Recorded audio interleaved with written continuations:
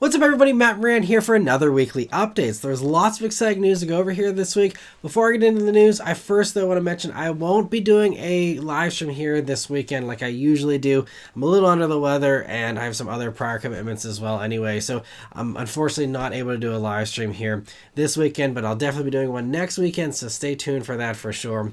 Yeah, but in the meantime here, getting into the car news here this week. So, remember how, you might remember Acura had trademarked the RSX name recently, and myself and many others speculated, well, this makes sense to put this on the Prologue. You know, we saw the Honda Prologue, that's coming here later this year, and we were going to probably see an Acura version, we assumed, with the RSX name. Made sense. Then Acura threw us a curveball this week, and they announced that they were planning to use the name, and they will use it, unfortunately for the wrong vehicle, or SUV, I should say. Because Acura this week announced the RSX name is returning on an electric crossover. Tell me where we've heard this before. Legendary name gets thrown onto an electric crossover. You would think all the backlash everyone else gets for doing this would teach other companies to not do the same exact thing, but here we are. I guess it works, and that's why they do it. But anyway, so it'll actually be the first vehicle to get that new Honda EV platform that I just talked about last week that sounds like it has a lot of promise. It was shown off in the Zero Saloon and the Zero SUV that are coming in 2026. But this is actually going to be coming first, surprisingly. It'll be built alongside those vehicles at the Ohio EV Hub, but it'll actually be going into production later this year for this one, although there wasn't any specific time frame given, but I'm guessing towards the very end of this year is when we'll see that. It'll also be the first to get the Asimo OS operating system, the infotainment system that they again showed off last week at CES.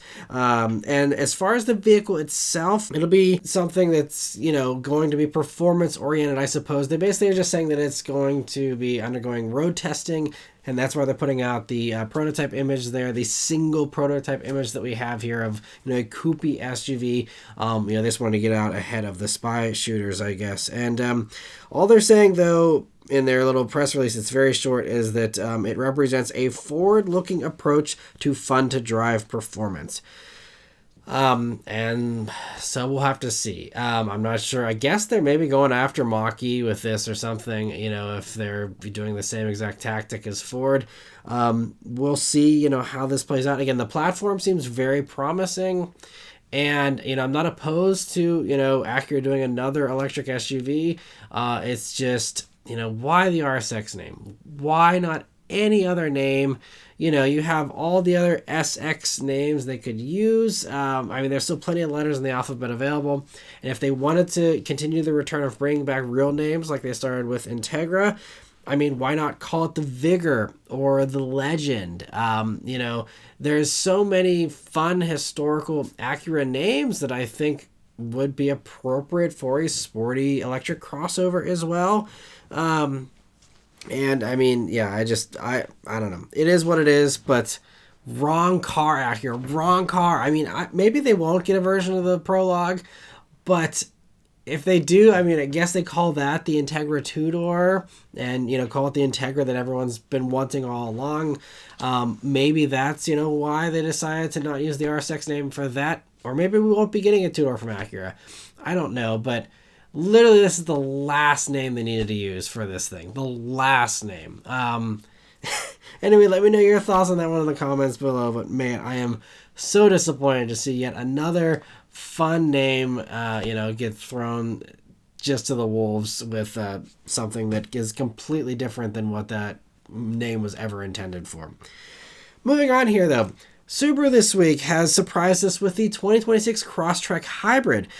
Despite promising us a Forester Hybrid at the end of 2023, we're still waiting for that vehicle. No signs of that one whatsoever. I'm guessing it'll come very shortly after this and probably have all the same stuff this has.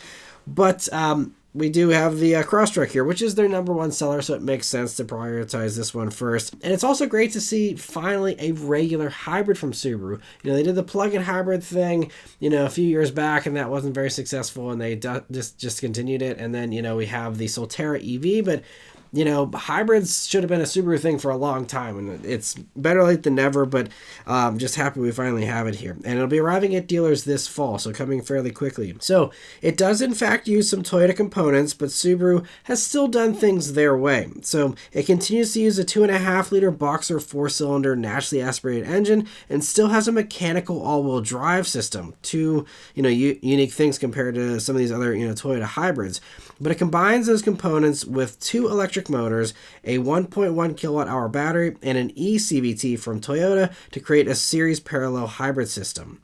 The engine in this application does a lower 162 horsepower and 154 pound-feet of torque, but with the electrical components, total horsepower is 194 horsepower, making it the most ever for the Crosstrek.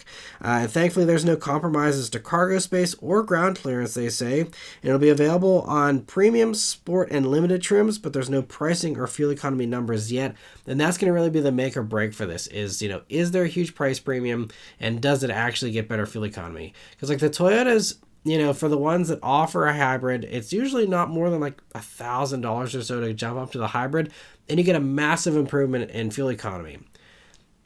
Subaru using, unfortunately, their less efficient 4-cylinder, and the mechanical all-wheel drive system is certainly going to drag down fuel economy on this compared to the e-axle you have in the back of the Toyotas, which is less capable in the Toyotas, admittedly. So, Subaru was going for, that better capability, but it's going to cost them fuel economy almost certainly. So, don't expect to see Toyota hybrid fuel economy ratings here. I think if we even hit anything in the 40s, that would be a surprise for me. We'll have to see. Hopefully, it's impressive, but, regardless, it's better than, the low 30s at best you get on the highway in a Crosstrek.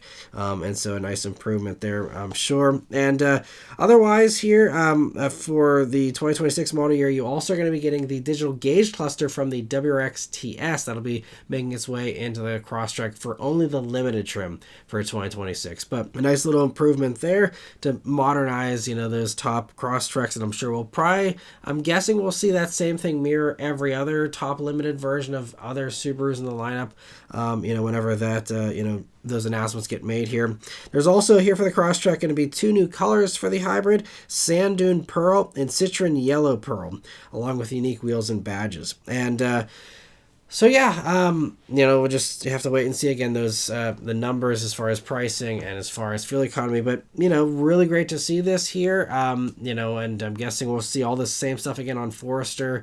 There's no way with the way Subaru loves to part share and just a copy and paste stuff. I'm sure we'll get the same exact thing here for Forester. At some point relatively soon here. We'll have to wait and see. But anyway, great to see that. Aston Martin this week has debuted the 2026 Vantage Roadster about a year after the hardtop has debuted. So like the hardtop, it now does 656 horsepower and 590 pound-feet of torque out of an enhanced version of the Mercedes 4-liter twin-turbo V8 combined to an 8-speed automatic and rear-wheel drive. This propels it to a 3.5 second 0 to 60 mile per hour time and a 202 mile per hour top speed. Another thing that's very fast is the roof, with Aston claiming it's the fastest roof on the market, taking only 6.8 seconds to either open or close. And it also doesn't add much weight, only 132 pounds more than the coupe, and part of that is due to the extra rigidity reinforcements that were added, of course, to maintain the sporting nature of this vehicle. So customer deliveries will begin in the second quarter of this year, but there was no pricing announced for those yet, but such a beautiful car. Great to see the Vantage Roadster continuing. And as many of you know, the Detroit Auto Show was last week, and Motor One was there doing some reporting and chatting with some executives, and they were able to get a few little comments out of CEO Tim Kuniskis, the Ram CEO, about various things, mid-sized Ram, and also the potential return of the V8 here. And so, when asked first off about a mid-sized Ram and the possibilities of that, he said, "I want a mid-sized truck so bad. Everything is more expensive. Trucks are way more expensive. Bread goes up, you still got to eat, right? Trucks go up, you start looking for alternatives. I used to have a price point alternative with the Ram Classic. I don't have that anymore." So he wouldn't give any details here about what he had in mind exactly for a mid-sized Ram. Lastly, just saying, wouldn't it be great if I had a mid-size that was an awesome, capable truck to fill in that gap? Yeah, I'd love to have one. So, And apparently he was smiling when he said that. So it sounds like he is up to something. Obviously, if he wants it this badly and he's the one running the show, he can probably make it happen, hopefully. This is something that obviously has been a huge gap in the Ram lineup for a long time. It's been kind of amazing that they've gone this long without a midsize truck, and there still seems to be nothing in sight in the immediate future. Maybe they'll surprise us with some, big surprise. There was, back whenever the UAW union contracts were coming out in 2023, there was discussion that the Belvedere plant could be building a new Ram there by like 2028 or something. So maybe it's just something that's, just going to take a long time to cook, but maybe that is something that is coming here, in about 3 years or so. We'll have to see. I also think, in the meantime, bridging the gap, partially even with a lower model that could kind of compete with Maverick and Santa Cruz would be the Rampage. The Rampage is in South America. Mexico currently looks a lot like a regular Ram, but gives you that lower price point, smaller size, and it is unibody. So, a lot of people would immediately disqualify it. But for those who, again, have no problems with Maverick, they sell, hundreds of thousands of Mavericks. Santa Cruz sells decently well too. I don't see any reason why this Rampage shouldn't come to the States, considering, again, just the fact there is such a gap right now in the Ram lineup here. So we'll see what happens, but very interesting to get that little tidbit out of him. But then while Motor One was continuing to chat with Tim, they also asked him when the V8 is coming back to Ram, and he said he's not ruling it out, but there's a few hurdles that I'm really happy that he explained, because, so many people just assume, oh, well, this is so easy, why can't they bring this back? And things are always not as simple as they may seem. And so there's a lot of things that people are either forgetting about or just don't know about. And so the biggest one here is that the 2025 Ram 1500s, when they came out, they got a new electrical system. And that was a much more advanced, faster electrical system, allowed them to upgrade the infotainment stuff, allowed them to have more advanced driver assistance features and have the hands-free, driving that they're doing in those top Rams and stuff. That all required a new electrical system. And so that's the biggest problem as far as bringing the V8 back. So Tim says, number one, the Hemi was never designed to run in that truck on that electrical architecture. So that's a huge challenge. They shut down production on that particular Hemi, the e-Torque.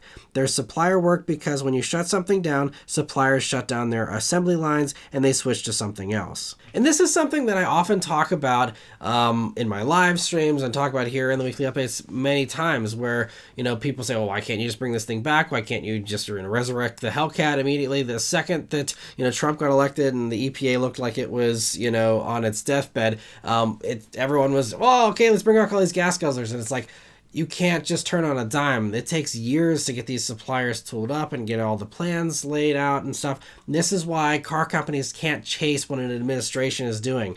By the time they get switched over, then there's going to be another, president, another 4 years or whatever, and there's never that consistency. They can't chase whatever fad is happening in those, in that administration. And so, this is a good reminder from the top executive from Ram here, telling it to us straight, like this is the reason why they have to get this stuff tooled up. And so, even with loosening restrictions, this is why I keep telling people don't expect to see all this stuff come back overnight, because it's a much harder process for stuff that has gone out of production already, especially, or even stuff that is planned to go out of production. But he also added, even if you said let's do it, we can't do it right away. I didn't say you can't do it right away. So thank you, Tim, for the transparency and the straightforwardness. This is why I missed whenever Tim retired last year. I really missed his candor and his honesty and just laying this stuff out, because a lot of other executives, they don't want to ever say, and everything's hush hush and smoke and mirrors. And he's like, look, here's what we're dealing with. So there's no BS here. It's just, sure, we could say yes, let's do the V8, and they could say that tomorrow, but then it's going to take a while to get it ramped back up.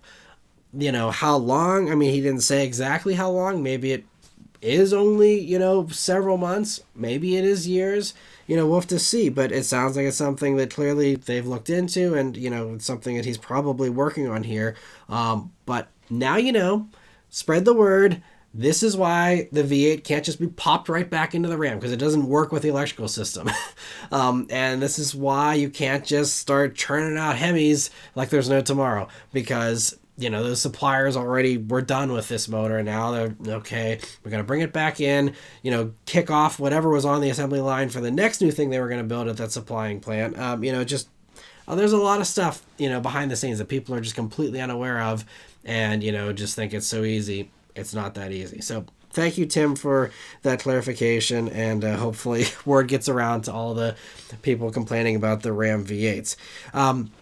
Moving on here, Porsche has appeared to be changing their stance on how fast they do electrification as well, and bringing back some engines, keeping some engines around, and making some stuff that was supposed to be only EVs now possibly have a combustion version or a hybrid version.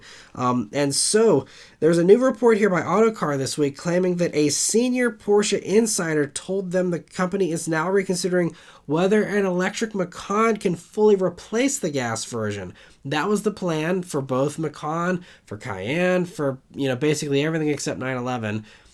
And then now it's like, okay, wait, maybe this isn't actually going to, have this high take rate forever, and maybe it's going to be a little bit of a slower, switch over here to the EVs. And so this senior Porsche insider told Autocar, the reception to the new Macan Electric has been positive, but we are yet to see its long-term performance, given uncertain market conditions.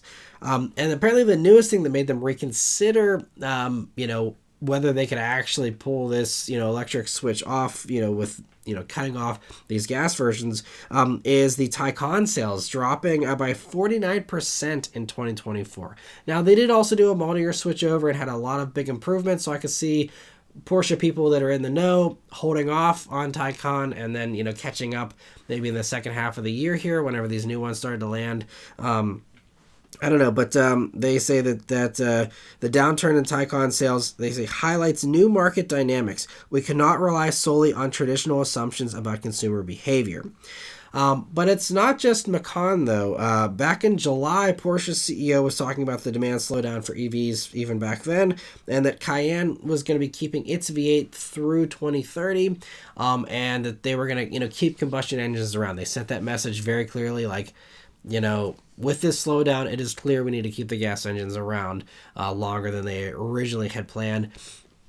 And this is one of these other stories started coming out about, some of these dedicated EVs now maybe being re-engineered to, accept some kind of gas powertrain and stuff like that. And so, with them seeing that it's a good idea to keep gas Cayenne around, I'm guessing now they're saying we should probably keep gas Macan around as well. So this insider talking to Autocar here said various product scenarios are in discussion right now, including one to possibly keep the current generation Macan going. It was supposed to end production in 2026 sometime for the rest of the world. The EU, it's already been off sale, and they stopped doing EU production in 2024 because it didn't pass the cybersecurity law that the EU passed that prohibited that vehicle and many other vehicles that just didn't have a new enough electrical system to pass those standards there. And so, that's why I think, if they have to completely re-engineer the electrical system in the Macan in order to, continue to sell it with those, laws, then to me, that seems like something they probably, if they're going to invest that kind of money, they're probably just going to do a next generation Macan, especially considering there is already a next generation Q5, and the Q5 and Macan have shared platforms in the past, and Audi already has that platform ready to go. It's the PPC platform, they call it, and the next gen Q5's coming here in the next few months, I believe. And so, unless Macan Electric is a surprise hit, I think you can bank on, there being the new Q5 with, the Macan treatment here sometime in the next, I guess by 2026, if that's when they're planning to end regular gas Macan. I don't know if they can engineer something that fast and get it up and going, even if you have the Q5 already there as a starting point, done and ready to go. But, that's when you can probably see a next-gen gas Macan, maybe 2027 or something like that. But anyway, very interesting to hear that, and we'll see how it all plays out. And the last two news stories are sadly about some fun enthusiast vehicles that are going away here. So first off, Lexus has announced this week that the 2025 model year will be the last one for the RC and the RCF. And that's after 10 years on the market here and over 90,000 units sold globally. And so production ends in November. And before it goes away, they are going to be sending off the RCF with a final edition that'll be coming to the US as well. And it's the only way to get the RCF here for the 2025 model year. And so it's going to be based on last year's carbon package and is fully loaded with all the options and carries a price tag of $94,000, including destination, which is actually a good discount because I remember even back in 2022, I reviewed the Fuji Speedway edition, and that was like 102, I think, and change. So this is actually, back under the six-figure mark. So wasn't expecting that, but that's great. And so it'll be available in Incognito, Radiant Red, Sonic Iridium, and Ultra White. It'll begin arriving in the first quarter of this year. So coming pretty quickly here. There's no mention of any limited production numbers for it. I was assuming it probably would be limited. Maybe it's just limited by demand, though, and they'll build as many as people order. I don't know.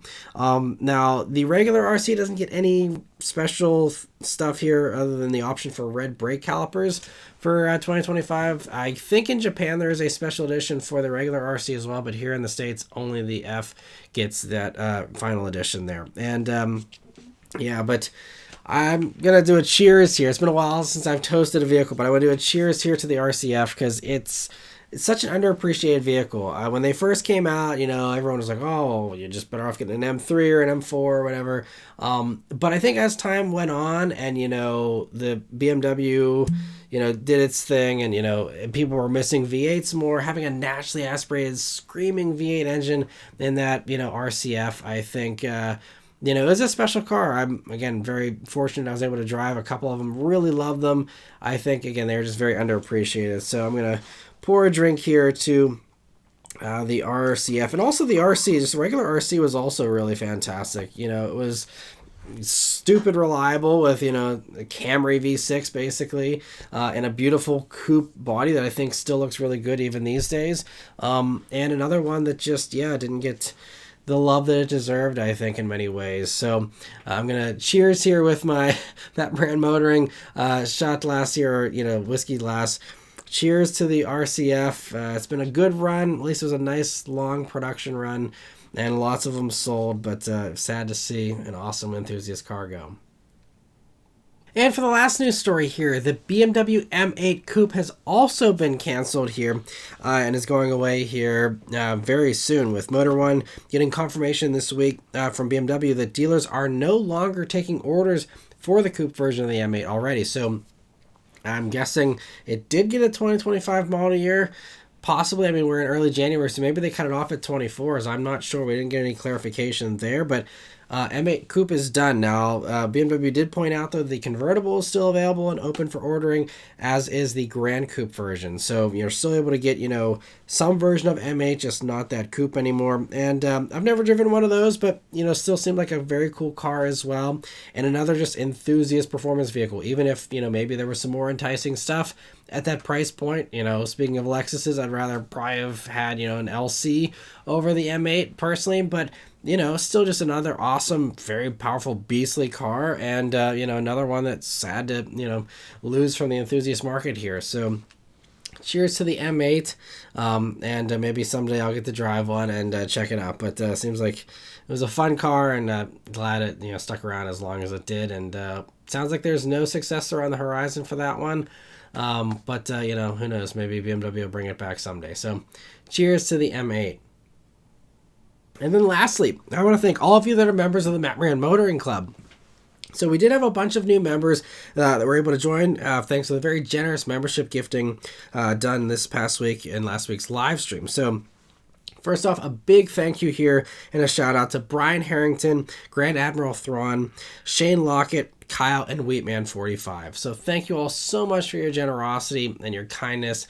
I certainly appreciate the support. I'm sure that all those members also do appreciate getting access to those membership perks, many of them for the first time, as well as all the others that were also able to rejoin. So first, I want to give a big welcome here to all those new members as well. So big welcome here to Half Eaten Snickers Bar, great username.